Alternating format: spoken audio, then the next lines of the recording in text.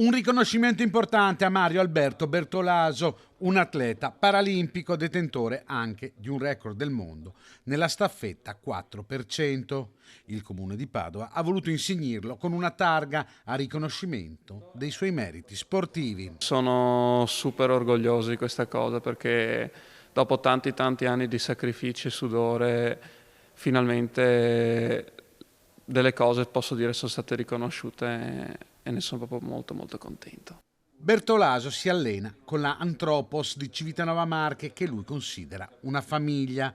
Ora il doveroso riconoscimento da parte anche dell'amministrazione comunale. Prima scherzando dicevo che facevo sempre fatica a trovare il modo per dare il tempo per dare un riconoscimento perché ogni mese arrivava una nuova vittoria, per cui è chiaro che noi ne siamo orgogliosi di avere un atleta così importante qui a Padova. È un atleta che, è bene ricordarlo, quando gareggia anche per Padova, per cui di questo ne siamo felici, per cui quello di oggi mi auguro sia il primo di uno dei tanti riconoscimenti che potremo dare a Mario.